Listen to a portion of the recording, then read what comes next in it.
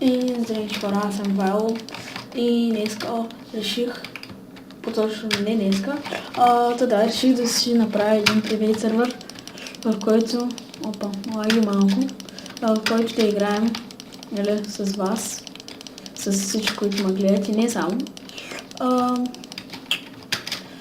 Така, надявам сервера да бъде така успешен, за да се кандидатирате. Аз пък много.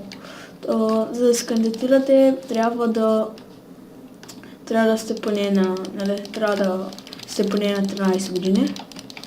Може да приемем някой на 12, но това е така малко по-трудно. Трябва да сте малко по-големи. Това не е много голямо, де. Смята се, че един 13 годишен ще мисли и аз променим толкова бързо мнението за този сервер, колкото един 9 годишен.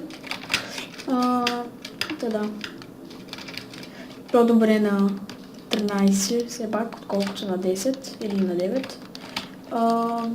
Също, значи, такова в този сервер всичко ще цъкаме, трябва да направите само кандидатура, трябва да се поне на 12 години, нищо друго и да строите добре, разбира се. Сега няма да е толкова, не да строите отлично, да строите добре просто. Сега, друго, сервера е с server.pro, един сайт, с който се хостват такива сервери. Също така може да си намерим някой хостър по-добър, пък и няма да бъде проблем аз да хоствам.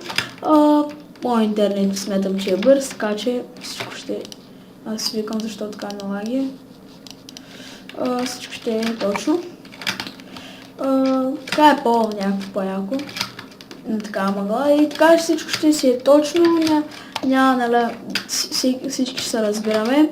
Максимума, защото аз съм на free и максимума е 12 човека, но мисля, че това не е публик сервер, в който по едно и също време ще влязат 12 човека и така ще бъде малко като за начало. Има някакви лагове, но ще гледам да ги изчистя. Може би ще махна плагините, защото те нещо и не работят. Те са там AutoMate и тем подобни, ама IP-то без това се надявам, че няма да се казва. Просто трябва да ме добавите в Skype. Това исках да бъде едно бързо клипче, да мога по-бързо да се съберем, да се цъкаме. След като събера 10 човека, всъщност 11, кандидатурите ще бъдат затворени. Ще бъдат затворени. Всяка една кандидатура ще преглеждам. Разбира се, принципно, ако имам време, ще ви отговоря дали сте прият, но и не моля ви, ако не ви кажа веднага, не стричи кандидатурата. Защото, принципно съм почти цял ден пред компютъра, ама може и да не забележам. Така че скайпа ми ще го има долу в описанието. Принципно би трябвало да забележа, аз гледам кандидатурите, няма да има някакви такива караници и те подобни.